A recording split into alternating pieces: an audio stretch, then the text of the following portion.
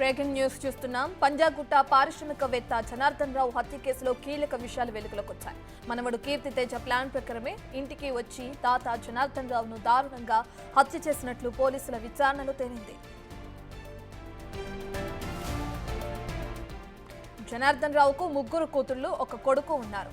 జనార్దన్ రావును హత్య చేసింది రెండో కూతురు కొడుకు కీర్తి తేజగా గుర్తించారు. 2018లో అమెరికా నుంచి హైదరాబాద్కు వచ్చాడు కీర్తి తేజ. జనార్దన్ రావుకు పాషా మైలారం, బాలానగర్, పటాన్చెరువు ప్రాంతాల్లో వెల్జాన్ గ్రూప్ కంపెనీలున్నాయి. అయితే పాషా మైలారంలో ఉన్న వెల్జాన్ కంపెనీలో కీర్తి తేజ పనిచేస్తుండగా కీర్తి తేజ తల్లి సరోజినీదేవి తండ్రి జనార్దన్ రావుతో నివసిస్తుంది. కీర్తి తేజ గత కొంతకాలంగా తల్లి తాతకు దూరంగా ఉంటున్నాడు. ఇక తాతను అతి కిరాతకంగా హత్య చేస్తున్న క్రమంలో అడ్డొచ్చిన తల్లిని కూడా 6 సార్లు కత్తితో పొడిచాడు కీర్తి తేజ. విచారణ చేపట్టిన పోలీసులు భీమా జ్యువెలరీస్ వద్ద కీర్తి తేజను అదుపులోకి తీసుకుని రిమాండ్కు తరలించారు.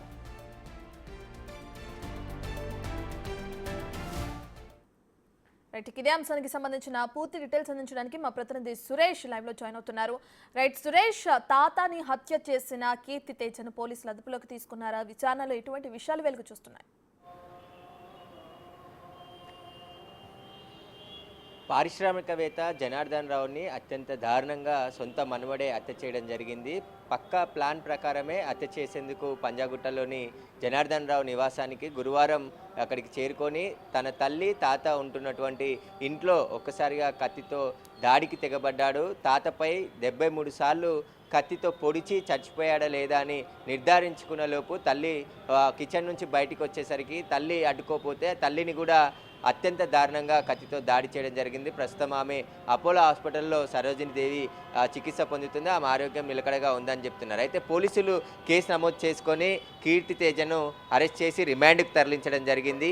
అతన్ని బ్లడ్ శాంపుల్ కూడా సేకరించారు. డ్రగ్ టెస్ట్ కోసం వాటిని పంపించామని చెప్పి పోలీసులు చెప్తున్నారు. ఎప్పటి నుండి డ్రగ్స్ తీసుకుంటున్నాడు, ఆ డ్రగ్స్ మత్తులోనే ఈ హత్య చేశాడా, ఇంకా ఏ కారణాలు ఉన్నాయనే దానిపైన పంజాగుట్ట పోలీసులు కేసు నమోదు చేసి దర్యాప్తు చేస్తున్నారు. అయితే గత కొద్ది రోజుల నుంచి కీర్తి తేజ్ మణికొండలో నివాసం ఉంటున్నాడు. అతని తల్లి సరోజినీదేవి, జనార్దన్ రావు తండ్రి ఇద్దరు కూడా పంజాగుట్టలోని నివాసంలో ఉంటున్నారు. అయితే ఆ జనార్దన్ రావుకి ముగ్గురు కూతుర్లు, ఒక కొడుకు ఉండగా రెండో కూతురి కొడుకే కీర్తి తేజ్. ఇతను అమెరికాకు వెళ్ళి అక్కడి నుండి 2018లో హైదరాబాద్కి వచ్చి ఆ తర్వాత ఇక్కడే ఉంటూ తాతకి సంబంధించిన కొన్ని కంపెనీల్లో వర్క్ చేస్తూ ఉన్నాడు. అయితే పెద్ద కూతురి కొడుకుని ఒక కంపెనీకి డైరెక్టర్గా చేసిన జనార్దన్ రావు తనని సరిగా చూడట్లేదు, తనని పట్టించుకోవట్లేదు అని చెప్పేసి కూడా కక్ష పెంచుకొని పథకం ప్రకారమే గురువారం రోజు రాత్రి ఇంట్లోకి వెళ్ళి తాతను అత్యంత దారుణంగా హత్య చేయడం జరిగింది. అయితే చెడు వ్యసనాలకు అలవాటైనటువంటి కీర్తి తేజను కొద్ది రోజుల నుంచి దూరంగా ఉంచడంతో అతను ఇంకా కక్ష పెంచుకొని తాతను ఎలాగైనా చంపాలని చెప్పేసి పథకం ప్రకారమే జనార్దన్ రావును హత్య చేసినట్టు పోలీసులు గుర్తించడం జరిగింది. కీర్తి తేజ్కి సంబంధించిన బ్లడ్ శాంపుల్స్ సేకరించి ఫోరెన్సిక్ ల్యాబ్తో పాటు ఇటు వైద్య పరీక్ష కోసం కూడా పంపించడం జరిగింది. అతనికి డ్రగ్స్ సేవిస్తే ఒకవేళ డ్రగ్స్ ఎక్కడి నుండి సప్లై చేస్తున్నారు, ఎక్కడి నుండి తీసుకుంటున్నాడు, ఎక్కడ కొనుగోలు చేశాడు, ఆ కోణంలో కూడా పోలీసులు దర్యాప్తు చేస్తున్నారు. అయితే గత కొన్ని సంవత్సరాల నుంచి కుటుంబంలో విభేదాలు, ఎందుకంటే ఆస్తి కోసం తరచూ తాతని వేధించడం, తనకి డైరెక్టర్ పదవి ఇవ్వాలని చెప్పేసి తాను కూడా నేను అమెరికా వెళ్ళొచ్చాను, నాకు కూడా డైరెక్టర్ పదవి ఇవ్వాలని చెప్పి తాతని బెదిరింపులకు గురి చేసినట్టు కూడా తెలుస్తుంది. అయితే కుటుంబ సభ్యులు తాతని మనవడే హత్య చేయడంతో షాక్ లోనైపోయారు. పారిశ్రామికవేత్తగా ఉన్నటువంటి జనార్దన్ రావు అనేక స్వచ్ఛంద కార్యక్రమాలు కూడా చేసేవాడు, అనేక సేవా సంస్థలకు భారీగా విరాళాలు అందించేవాడు. సొంత ఊరికి ఏలూరు జిల్లాలోని కావలికి సంబంధించిన విలేజ్లో అనేక స్కూలు, అదేవిధంగా దేవాలయం, కొన్ని అభివృద్ధి పనులకు కూడా పెద్ద ఎత్తున డబ్బులు డొనేట్ చేసినట్టు తెలుస్తుంది. చాలా మంచి పేరున్న వ్యక్తిని మనుమడి ఇలా చంపడం దారుణం అని చెప్పేసి కూడా తన సన్నిహితులు, స్నేహితులు, కుటుంబ సభ్యులను పరామర్శిస్తున్నారు. సురేష్, మీరు చెప్పినట్లుగానే ఎవరైతే తన తల్లుందో, తన సరోజినీదేవి ప్రస్తుతం హాస్పిటల్లో చికిత్స పొందుతున్న నేపథ్యంలో మరి తన కాన్షియస్లోకి వచ్చిందా? పోలీసులు తన స్టేట్మెంట్ని ఏమైనా రికార్డ్ చేసే అవకాశం కనిపిస్తుందా? ఆమె స్టేట్మెంట్ కూడా పోలీసులు నిన్న రికార్డ్ చేసినట్టు తెలుస్తుంది. అపోలోలో ఆమె చికిత్స పొందుతుంది. తల్లి తండ్రిని కత్తితో పొడుస్తున్న సందర్భంలో అడ్డుకోబోయినది. ఆ అడ్డుకోబోయే సమయంలో ఆమెపై కూడా 6 చోట్ల కత్తితో పొడిచాడు. కానీ ఆమె స్టేబుల్గా ఉంది, ఎలాంటి ప్రాణహాని లేదు అని చెప్పేసి కూడా వైద్యులు పోలీసులకు సమాచారం ఇచ్చినట్టు తెలుస్తుంది. నిన్న ఆమెని అపోలో హాస్పిటల్లో అసలు ఏం జరిగింది ఆ రోజు అనే దానికి సంబంధించి పూర్తి స్టేట్మెంట్ రికార్డ్ చేయడం జరిగింది.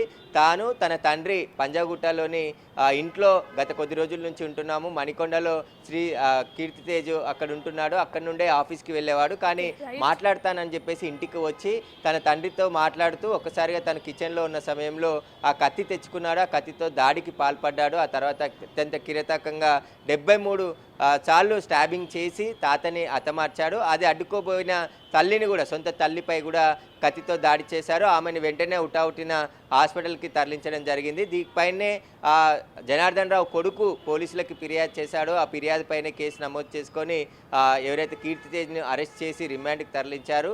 ఆ తర్వాత కస్టడీకి తీసుకొని విచారిస్తాం, ఈ కేసులో మరింత లోతుగా దర్యాప్తు చేస్తున్నామని చెప్పేసి కూడా పంజాగుట్ట పోలీసులు చెప్తున్నారు.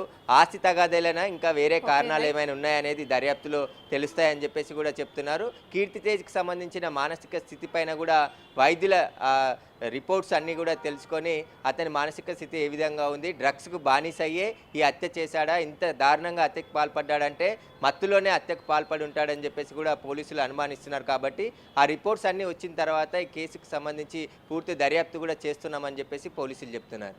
Right, thank you Suresh.